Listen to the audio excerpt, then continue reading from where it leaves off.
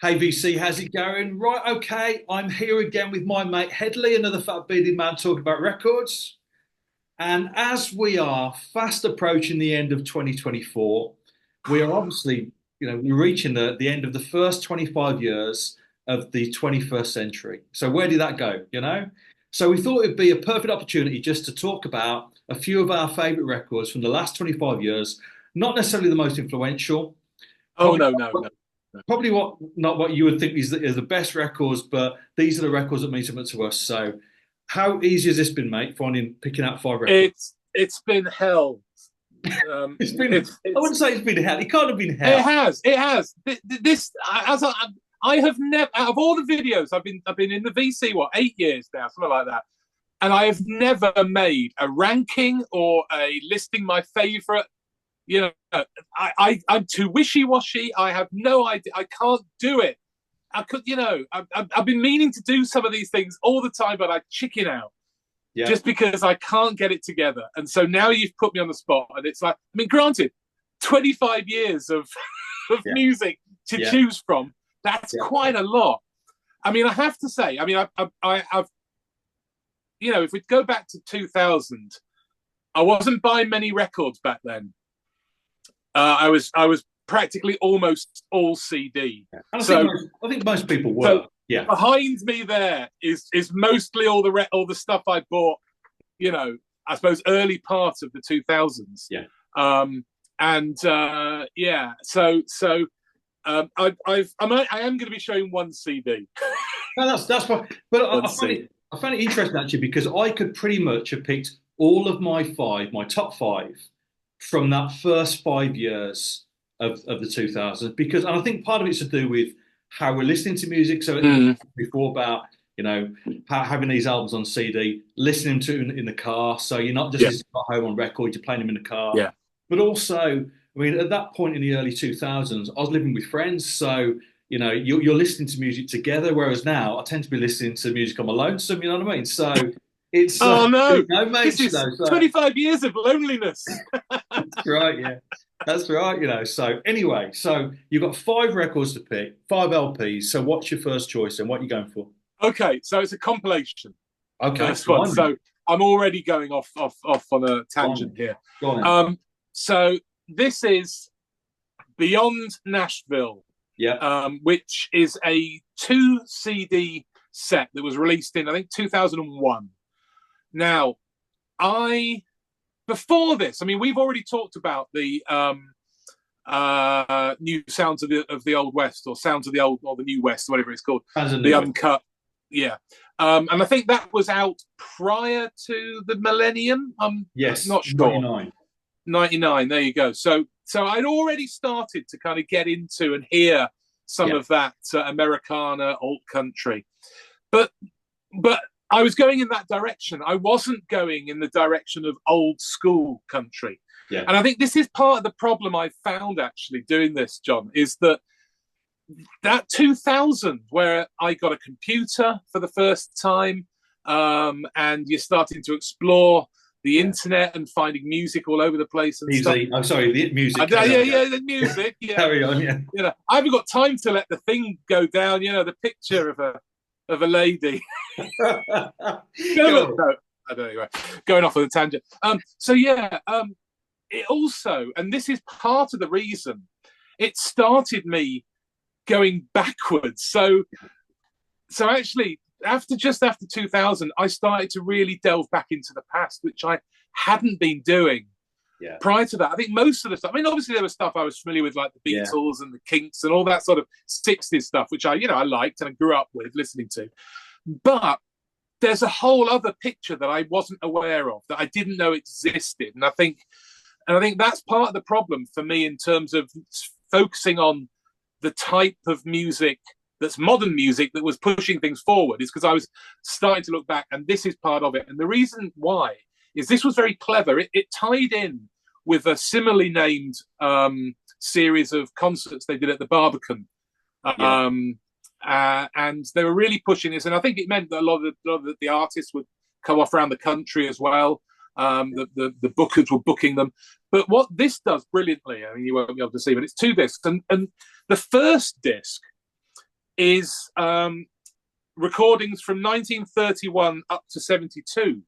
So you get things like Jimmy Rogers and the Carter Family. Yeah. You then get into things like Bob Wills, Bill Monroe, Woody Guthrie, Hank Williams, and then working your way through George Jones, Carl Perkins, Merle Haggard. Then you get things like the Byrds and Flying Burrito Brothers and the band, Gram Parsons, Doug Sam, and the Flatlanders. So it's like it's kind of giving you some of the best of what was to offer that was beyond Nashville, that wasn't that type of, wasn't your dad's country or whatever, the idea about what country was.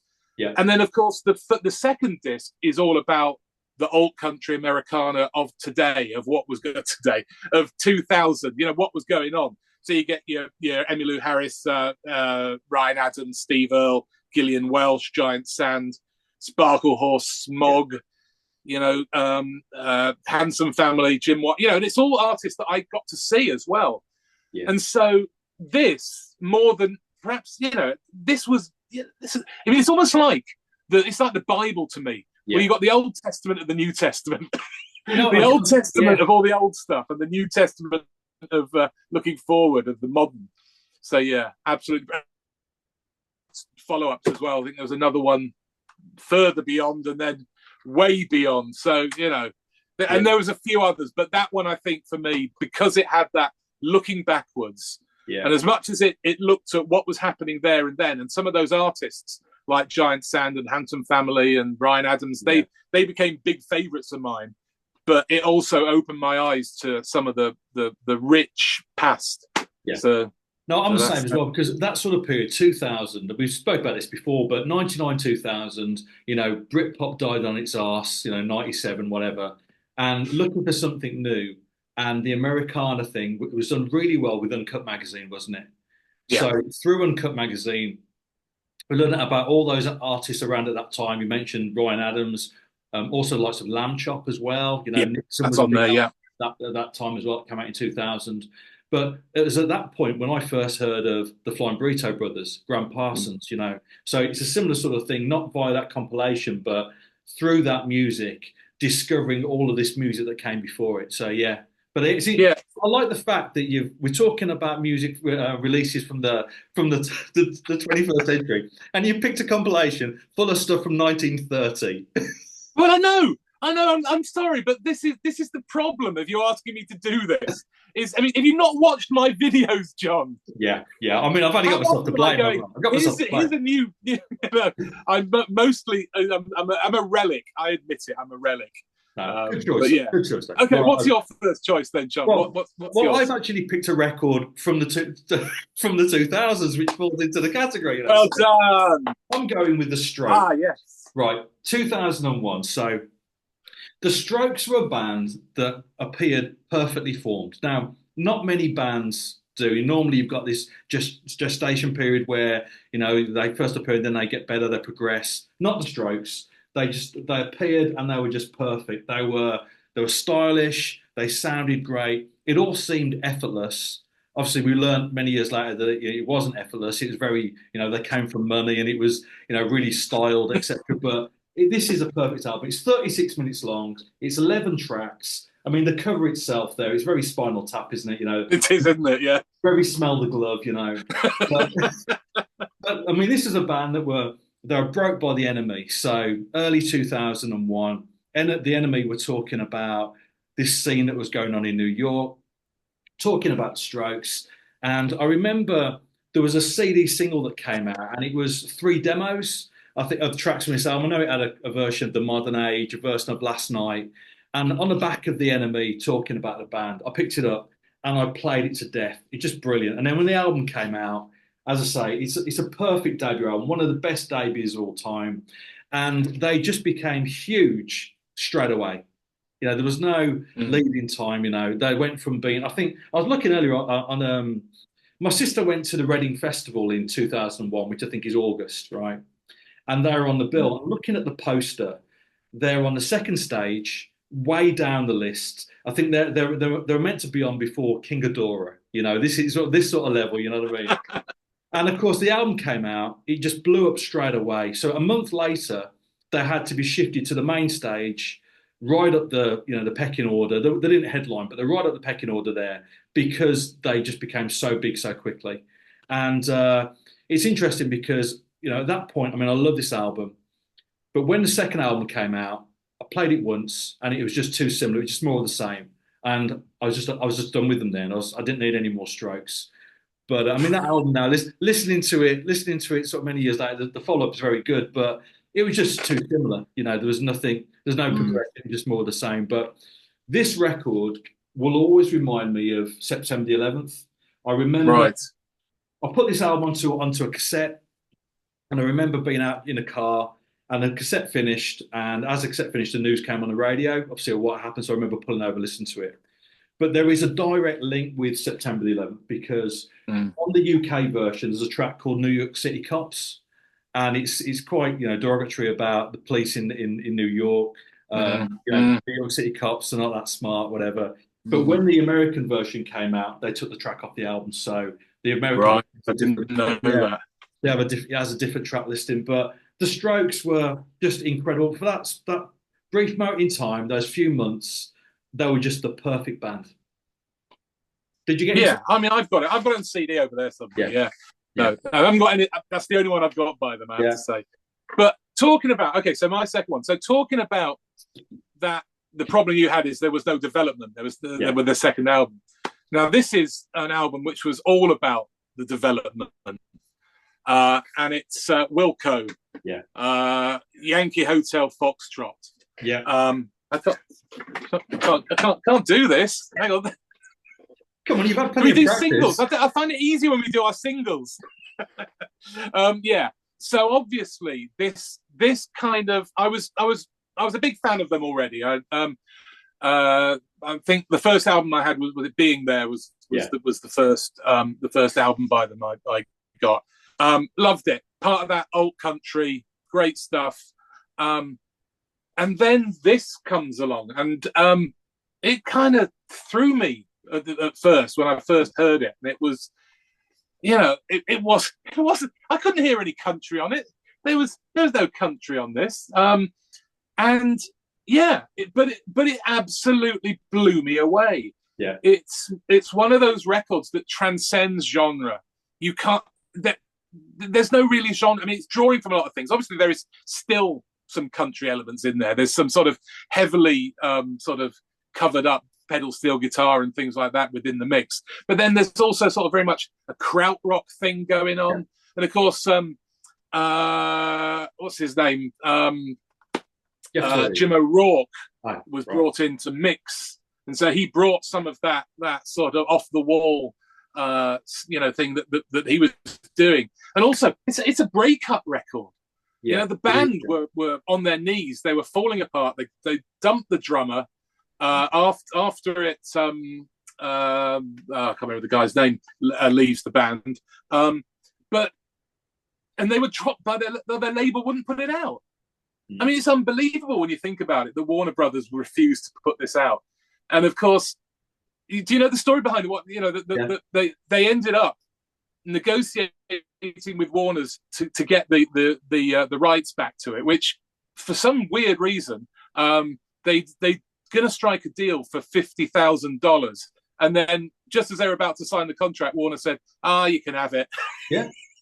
Yeah, apparently, and then they put it on their it was starting to come out. Some of it were on really bad MP3s were starting to appear, and so they and I think this is why I'm mentioning this, and it's a bit off the top, but it's of the time, and it's the streaming. They suddenly went, we've got to beat that, and they, before some other artists did, they put this up online to stream in 2001, and it suddenly it went through the roof, and people were listening to it, and all the record labels were starting to go, well, let's have it, and they ended up signing for a Nonsuch, which is a Warner Brothers subsidiary. Yeah. So Warner Brothers paid twice for this record. Idiots. Anyway, absolutely wonderful. I mean, I have to say, they haven't bettered it.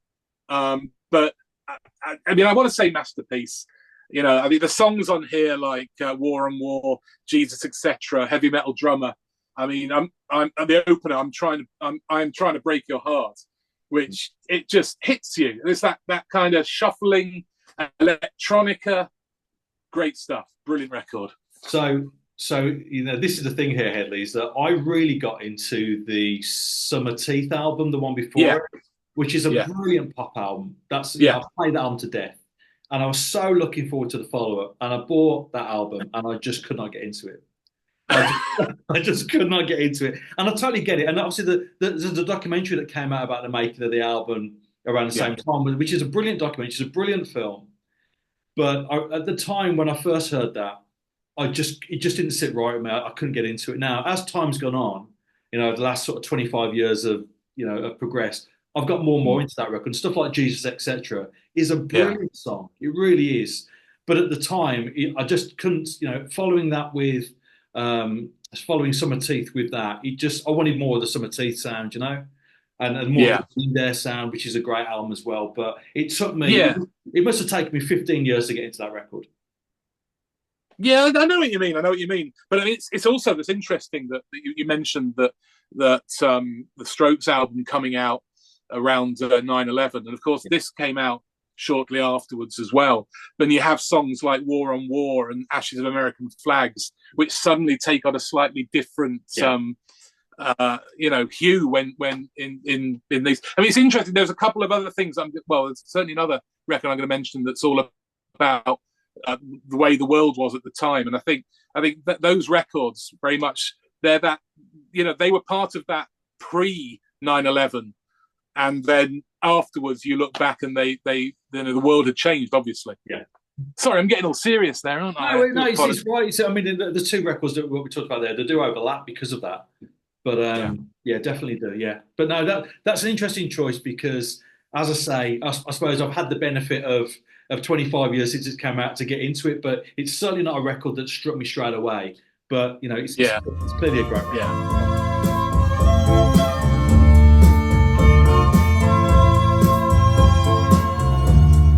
Jesus, don't cry.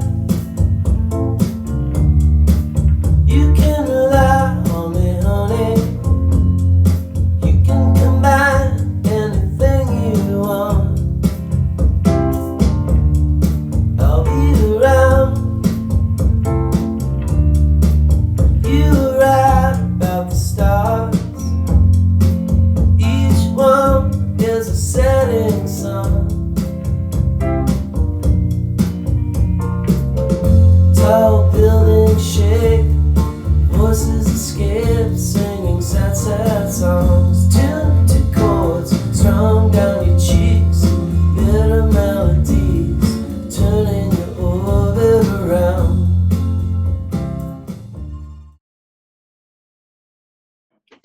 Okay, so a similar time as well. We're also in the early 2000s, and talking about that difficult follow-up, right? So I'm cheating a little bit here because this is two albums wrapped in one, right?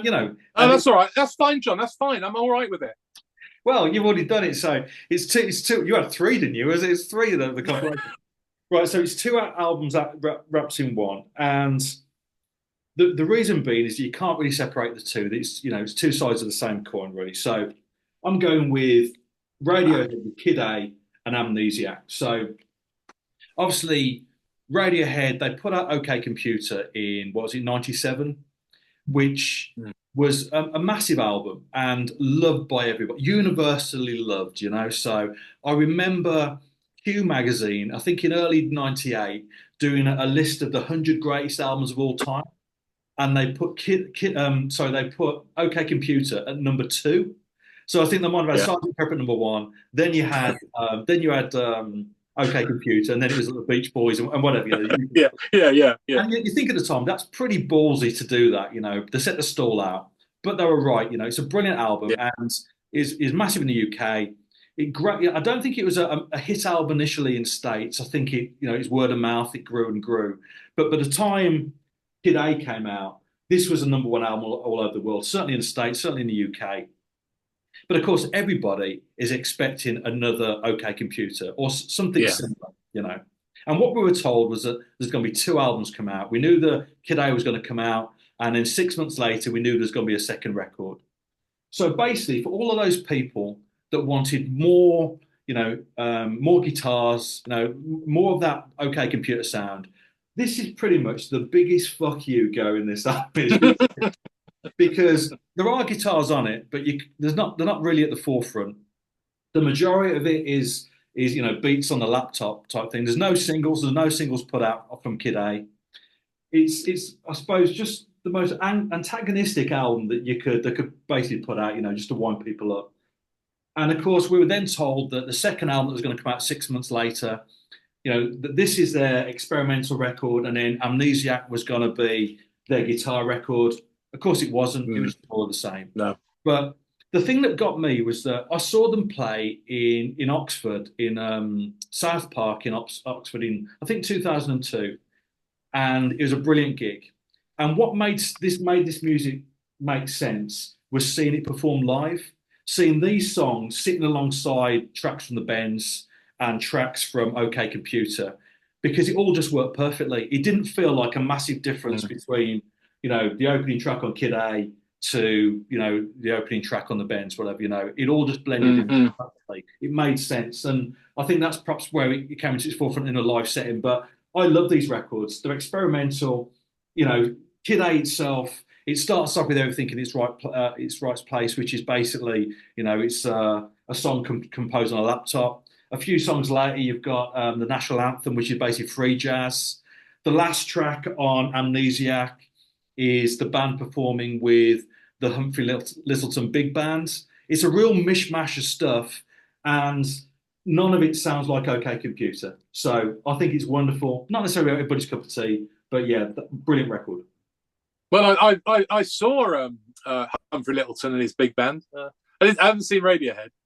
You've never seen Radiohead? Oh, man. I've never seen Radiohead, no. I have to say, I'm one of those people that after OK Computer kind of went, oh, no. Oh, come That's on. not for me. I'm sorry. I've in the sort of 20-odd years since, I look back a bit better at them now, because at the time, all my mates were very much into dance music. Yeah. Back in the late 90s and the turn of the millennium, and I was familiar with Warp Records and an Aphex Twin, and a lot of that music that they were playing. Not that I was a huge fan of it. And when I heard Kid A, I just kind of felt, rather than it pushing boundaries, I felt, oh, they've just gone and done a Warp record. So I was a little bit, I was a little bit scathing of it actually at the time. But years later, I now look at them in a very different light, and I do like them, and I do think they are really good records. I have to say, I've never quite got back on the Radiohead bandwagon though. I think the thing is, one of the things that OK Computer and the Bends had was, I think I like tunes, and I don't think they had tunes, and that's because you don't have to have tunes, but that's just me. But no, I certainly see them differently now. Well, I mean, that is the thing. What you say there about tunes with Kid A is because there are no choruses on the album at all. It's 10 tracks or whatever it is, and there are no choruses. I mean, it is a record that appears on, grows on you, and you get stuck in your head. But there's nothing immediate on it. No. And I always thought it was interesting, even with those earlier records with the Bends and OK Computer, the way they approached promoting them. So both, I think that both of those records, the first single from each of those albums, whether it be OK Computer or the Bends, the first singles were very difficult, difficult tunes, So My Iron Lung from the Bends or Paranoid Android from OK Computer. They're not obvious singles at all, particularly when both of those records are just jam packed, full of really catchy tunes, stuff like Fake Plastic Trees or whatever, sort of thing, Karma Police, whatever, Yeah. But they've opened it. Each time they set the stall out with two really, really difficult tunes, and obviously you get to Kid A, they don't even bother putting out a single. It just appears as samplers, and you like it or you don't. But no, brilliant. I just wasn't ready. It's my fault. My loss, eh? Or perhaps now, Right. 25 years later, you'll be ready for it. I don't know. Maybe. Do you know, I have very nearly bought that double album Yeah, it's a great. couple of Great. times. Really good. Maybe I will. Maybe in the new year. Maybe I'll turn over a new leaf and have another look at later Radiohead. You do. Okay. Yeah. So when we were talking earlier a bit about events and tumultuous moments in history that kind of start get you to look at records in a different way. And of course, 2019 we had COVID hit, and at the time, I remember not wanting, it was that case of right, stay in our houses, and I felt kind of a responsibility not to order records and have people coming out and post them, and I wanted to do my bit. I felt that was, and so, but I, like any record collector, you can't go cold turkey for that long. And I ended up ordering this record, and I can't, and because I hadn't bought anything for a while, it became, I suppose, back to the days like earlier when you'd buy one album and maybe once a month or something like, and you would listen to it and listen to it and listen to it, which is something I think we need to go back to, don't we? But and it's BC Camp Light, shortly after Takeoff, and so this was released in 2020. And it was, I remember listening to it, and it just in the house, and it's an exciting record, but it's got a song on it called Back to Work, and obviously he did this prior to COVID, but it was that idea about, and there's a lot of stuff on here where he's talking about not being able to motivate himself. And I think a lot of people found that during COVID, that even if they're working from home, it was all right, I better go back to work, got something to do. BC Camp Light is a guy called Brian Cristinzo.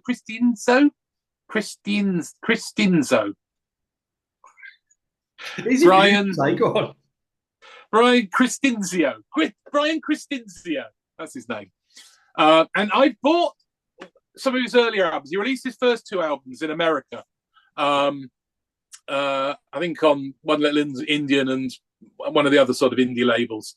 And they're really nice sort of indie pop kind of Brian Wilson-esque. Yeah. Kind of something that might have been released by the Elephant Six kind of collective, that sort of stuff almost. And then he got dropped by his label, and he's had a lot of issues with mental health, which I think that's partly one of the things about the COVID period, And he moved to the UK, and he produced, this is the third of what was called the Manchester Trilogy, which started with, How to Die in the North, and then Deportation Blues. Yeah. And I went back and got those after this. And he's kind of like, he's a bit of everything. There's bits of Prince in there. Yeah. There's bits of Harry Nilsson, very much Harry Nilsson. He doesn't give you a sort of a song with kind of chorus and verse. It's all kinds of different things. He'll come in with crashing drums and noises just to sort of, a bit like XTC kind of do sometimes. That's right. Sort of stop that. It's not going to be just a straight ahead pop song. We're going to have a bit of weirdness in here. And he does that brilliantly. And this is just an outstanding record. So it's not that old now. I mean, 4 years old now. Yeah. But absolutely wonderful. Didn't you go to a wedding recently where he was playing? Yeah, he was going to. Right. Okay. Unfortunately, he pulled out. Unfortunately, yes. Friends of mine got him to do a kind of a private gig, but I don't know what had happened. But he didn't. Unfortunately, he couldn't make it. But yeah, I mean those three records. I mean, I could, in many ways, it's the three of them because if you listen to them, because his life is mad because Deportation Blues was done on the back of him being deported from the UK. Oh, is that right? Oh, I didn't realise that. Yeah, Okay. he had a leg injury, and he missed the sort of thing of staying beyond his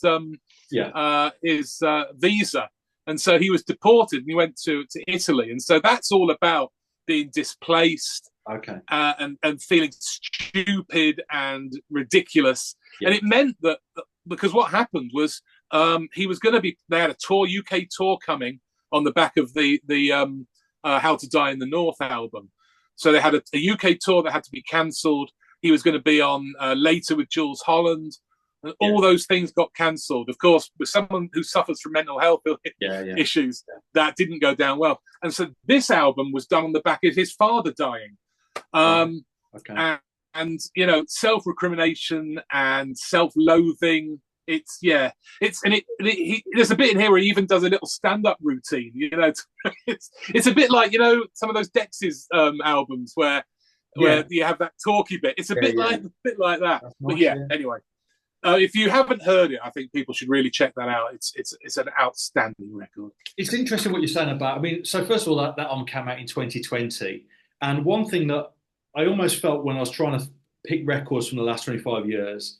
I almost didn't want to pick something too recent because it's almost like if you're still listening to it 20 years later after you first bought it, it's a sign of it being a good record. Yeah. There you got a point there. Yes. It's sort of it's marinated. It's sort of stayed with you. Whereas there are records, and I did go back to a couple of records that I really liked over the last 5 or 6 years. And when I've played them this week, thinking about we're going to have this conversation, they've left me a little bit cold. Now, one of those is the Thundercat. Yeah, the Thundercat album, right. Drunk, which I really liked when it came out. And I think I did a video, 6-7 years ago when it came out. Then that was my album of the year. And when I played it this time, it just felt a little bit cold. It didn't feel, whether it's just my mood at the time, it wasn't what I wanted to hear, But say these records most of them are from the earlier part of the 2000s. But and the other thing that you mentioned there was COVID. So the fact that we're all stuck in our house, and you and I and many other people collecting records, we're thinking, well, this is why we've collected all this shit. This is, everybody else is stuck in the house twiddling the thumbs. We've got 10,000 records to get through. You know what I mean? Yeah, I got all mine put onto Discogs. Well, there you go. Well, I didn't get that far, but yeah, we certainly weren't short of something to listen to during that period. No. Yeah, but what you're saying now, mental health and everything with regards to the artist himself, that ties into the time that the record. Exactly. It felt like it sort of reflected very much the nation or the world at the time. It was very, very odd.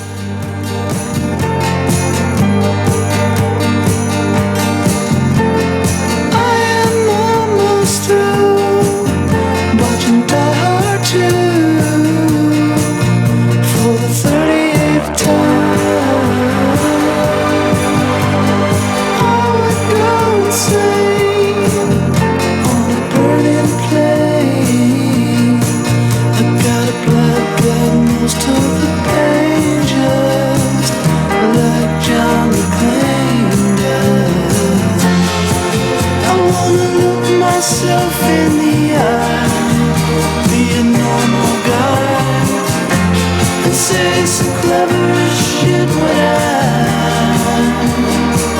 I'm about to die. So back to work, I'm going back to work, back to work, back to work. Back to work, back to work. Going back to work. Back to work, back to work, back to work. Right, so on to my pick. Yeah. Something, Inevitably, yes.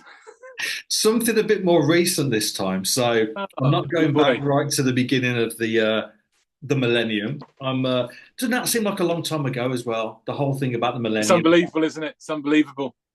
We were told, do you remember the whole thing about the millennium bug? And we were told that planes were going to fall out the sky because their computers wouldn't work and stuff like that. There you go. Anyway, didn't we have the Millennium Dome as well? It cost everybody in the country 10 quid. It's something like that, wasn't it? So anyway. Never been there. Never went. Did you go? I never went. No, never went. No, never went. No. But there you go. Anyway, right. Okay. So I'm going rather predictably with Black Star, David Bowie.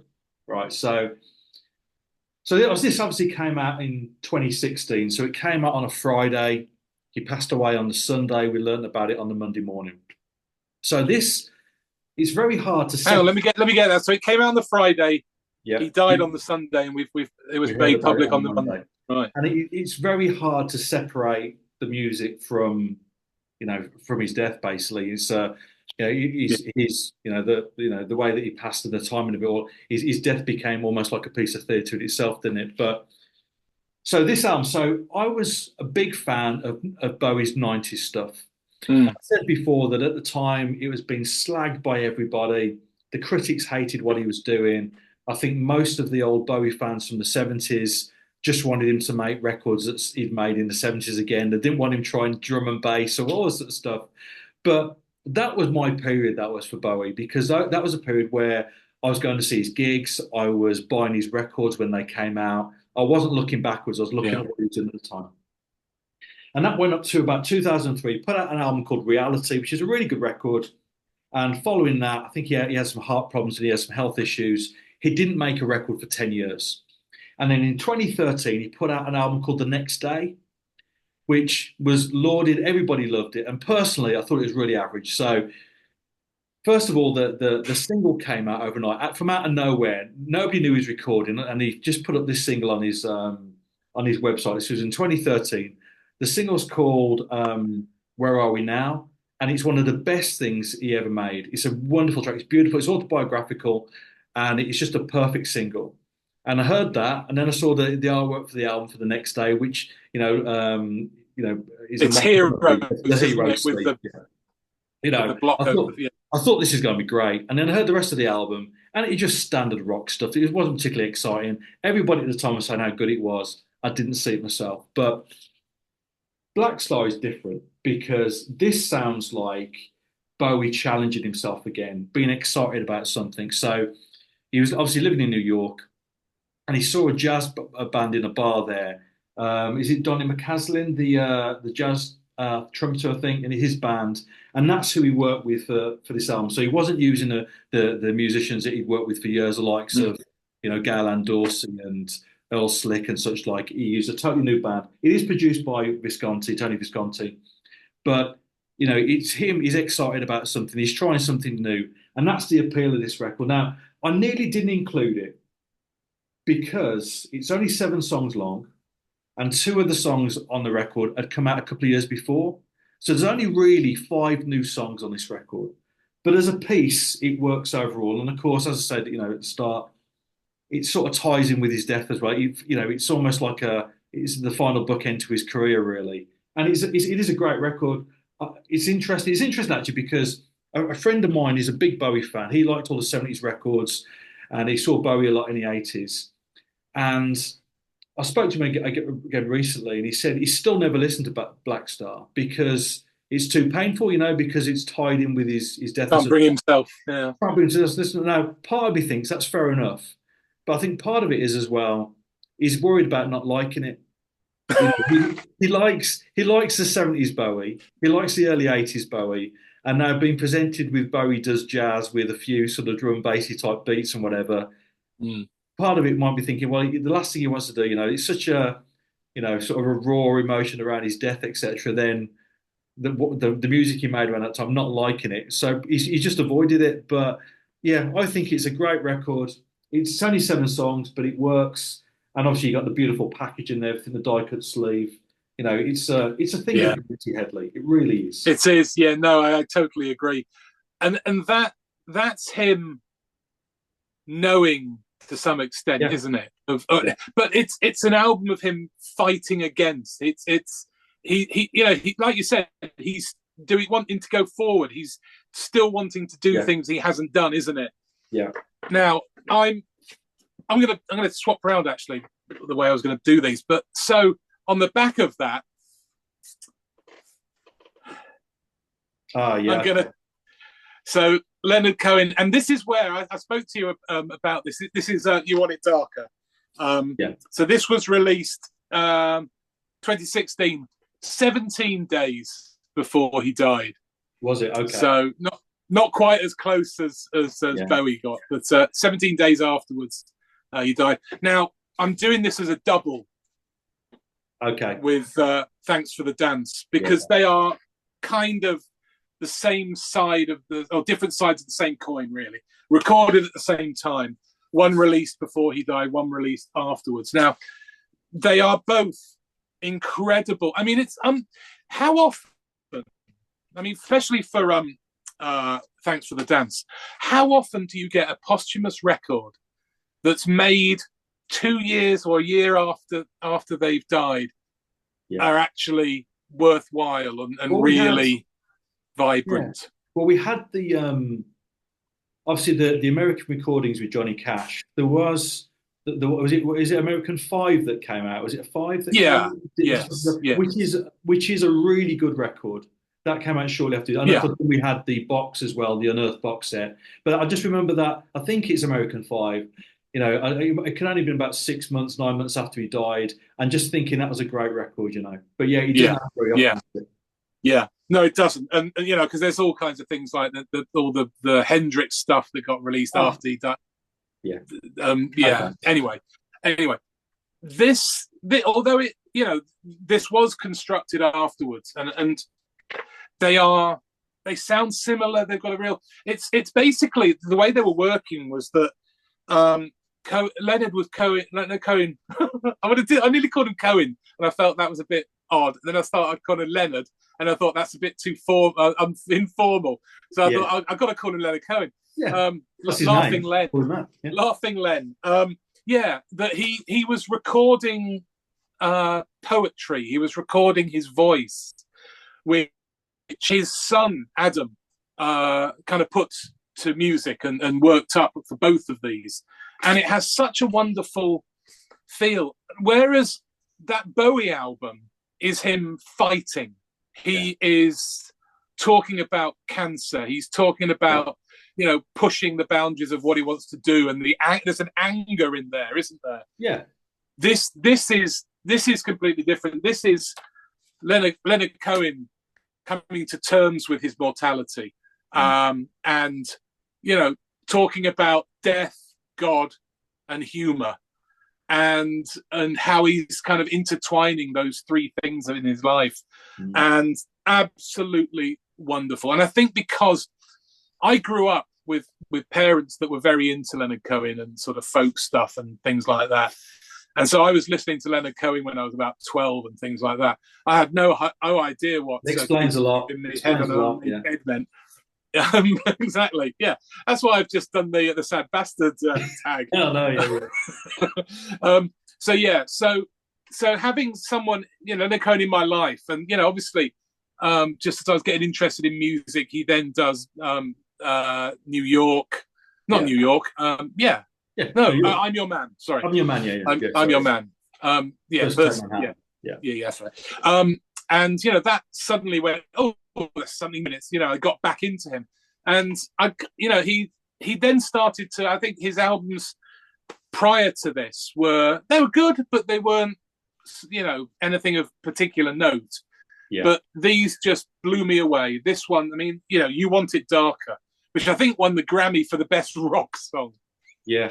Best rock song. I mean, that's ridiculous. But yeah, it's just wonderful. Yeah, so just listening to him coming to terms with his mortality, just lovely. Beautiful records, both of them. The thing is that, you know, how many artists at that stage of their life, or, you know, even at that age, you know, so in his 80s, Bowie, what was Bowie in his late 60s?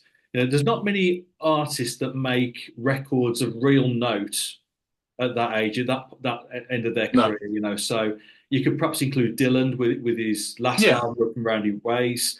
But the likes of McCartney or the Stones, anything like that, you know, we're not interested in what they've done recently, really, are we? But these artists turned out really interesting, groundbreaking music right at the end of their life, which I find fascinating, you know. But then is that because I suppose they're individuals, aren't they? I mean, I think bands find it difficult to keep that together. But yeah, I mean, they are. I don't know. I suppose they're all finding new things. I mean, because that's obviously they're sort of tying up loose ends. Well, Leonard Cohen certainly was. In the same way that Warren Zevon's last album, again, that was him coming to terms with his death and impending death. And but they made a bigger effect on me at the time. Those two records between his death, Because with Leonard Cohen, it's interesting as well the fact that he was so prolific at the end of his life. Because wasn't he ripped off by his accountant? Yeah, so he basically had no money. Yeah, he was happily work, living in a monastery as a monk. Yeah, and then someone said, "You've got no money, mate." Yeah, so he had to go back to work to tour into recording. Yeah. No, he did. He was shafted completely. Yeah, but the thing that's so lovely as well is how there's a film of him from the 1970s, and I remember watching it, a sort of documentary, and he comes across as an absolute arsehole. There's this bit where he is the main draw in this concert, and he's the headline act, and he goes out on stage, and there's 500, 1,000, I don't know how many people, big auditorium, and he walks off after about 2 songs and just says, "I'm not feeling it." Oh. And it's just like, I get that, but you've got 1,000 people out there, and it's like, it's the sort of thing you expect Morrissey would do, but not Leonard Cohen. Yeah. Morrissey has done that, but yes. Yeah. But and so the thing that's really nice is how when he came back, and you listen to him in between songs on some of those live albums, like Live in Dublin, Live in London, and he sounds so genuinely pleased and surprised at how much love is coming from the audience. Yeah. And his humor. Yeah. And his voice, of course, compared to when he began, his voice becomes this incredible sonorous instrument that's it's just incredible. So it's great that he managed to have this later sort of purple patch. Yeah, lovely stuff. Right. Okay. So going from a couple of albums at the end of an artist's life, I'm going back to a debut album now. So this is 2019, and this is Dog Rule by Fontaines DC. So do you know much of their music?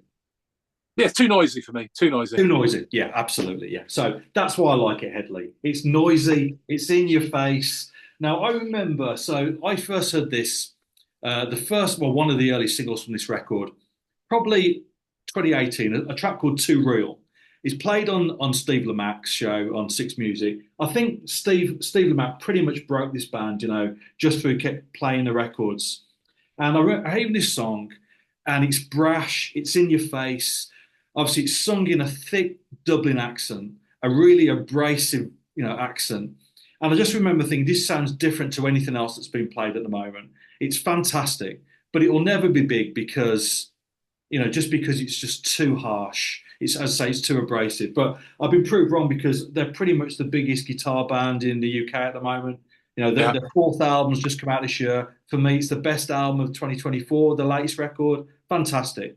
But the debut, it's got everything that as a good debut has. It's full of hope. It's that sort of almost naivety, really. Great tunes, great catchy songs. And it's a brilliant record. The first track on the album is called Big, and it's a perfect sort of opening track. It reminded me a little bit like Rock and Roll Star by Oasis. It's just a great opening track for an album, a statement of intent. And I think the lyric goes, "My childhood was small, but I'm going to be big." And that's what he sings over and over again. And I just think, what a perfect way to start out. But it's quite literary. There's lots of literary references, Headley, that I don't understand, but I'm sure you would. And of course, I absolutely love it. Full of great, catchy pop songs. And they say, they've proven that, they're a band, unlike the Strokes, who just did more of the same. They've developed their sound. They're on the 4th record. There's progression there, but you want to stay with it and see what happens. So, a brilliant debut album. Good, excellent. No, I know I've heard you waxing lyrical about them before, and I know I've got a friends that are well into them.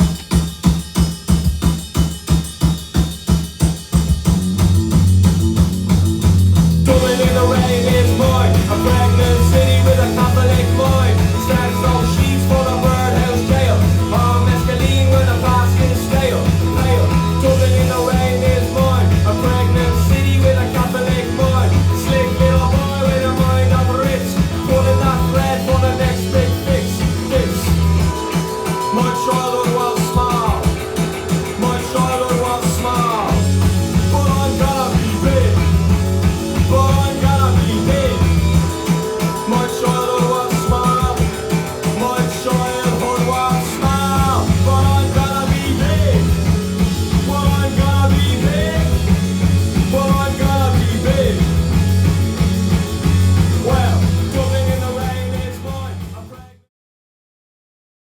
Okay, now obviously had to have some kind of modern country kind of artist, and there are a number that I think have come along over the last 15 years or so, 10 years that are outstanding, are great. And Sturgill Simpson has produced some incredible records. I really like Charlie Crockett. He's a bit retro, but I really love him as well. But I think the one that I've enjoyed and I think is a very important record as well is Home by Billy Strings. Okay. And I know the name. everything about him. I've heard the name. Everything about the guy, I didn't want to like him. He's called Billy Strings. It just sounds ridiculous.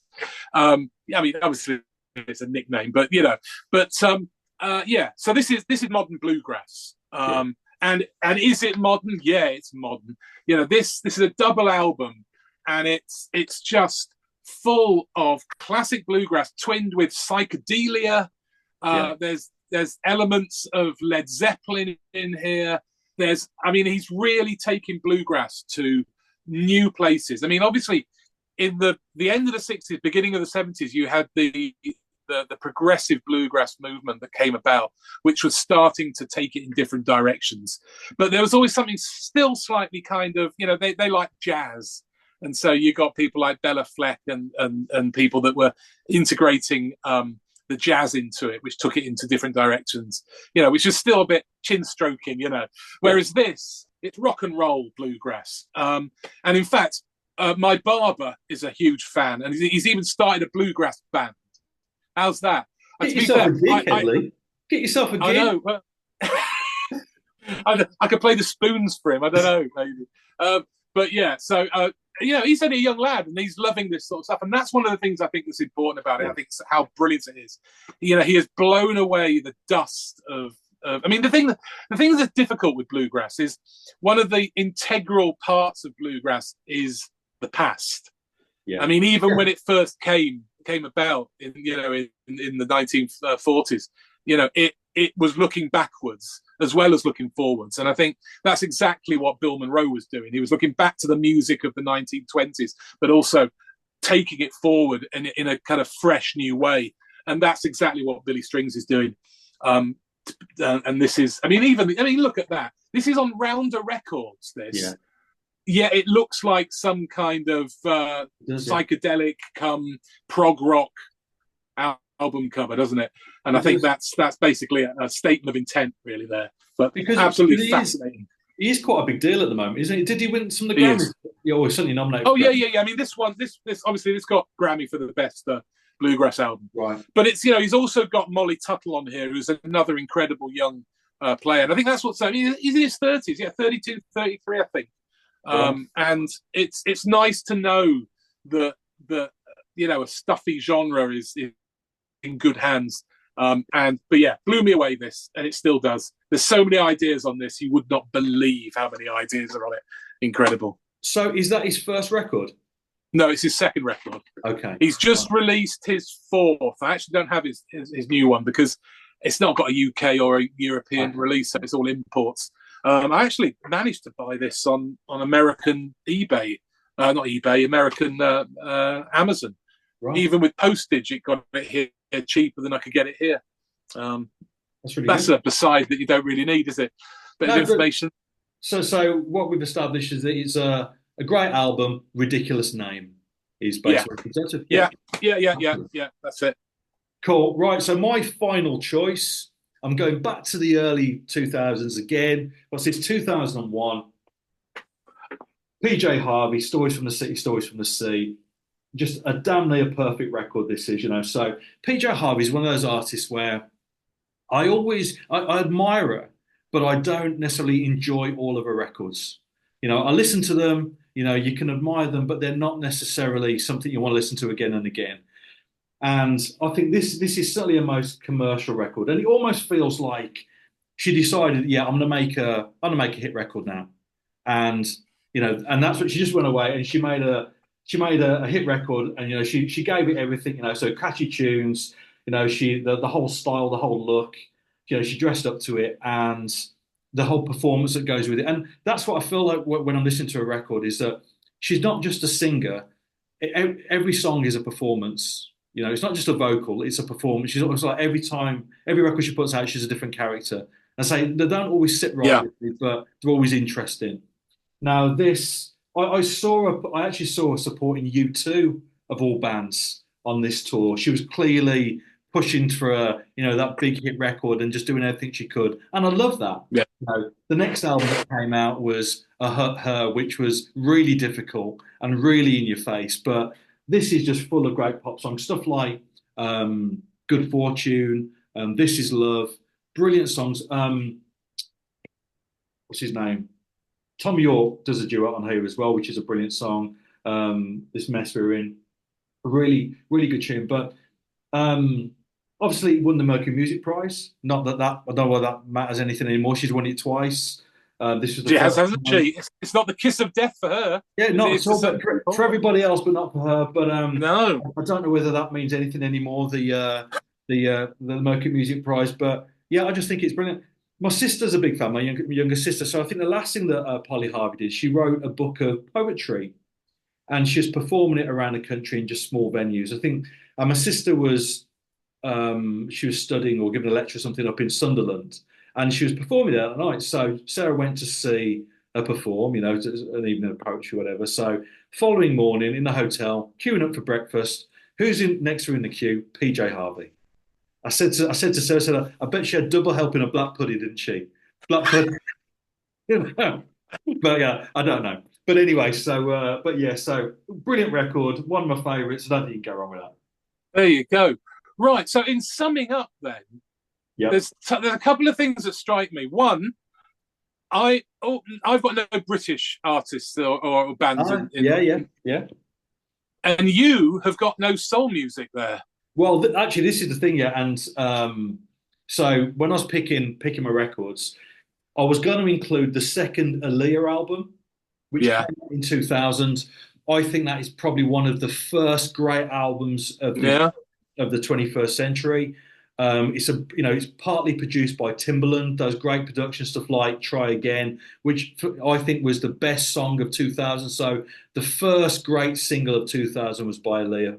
That's my choice anyway. But I was going to include it, but I don't know. It's just I didn't just want to shoehorn something in because it's a different style.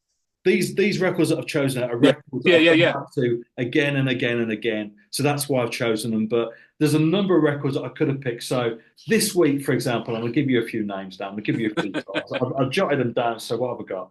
Right.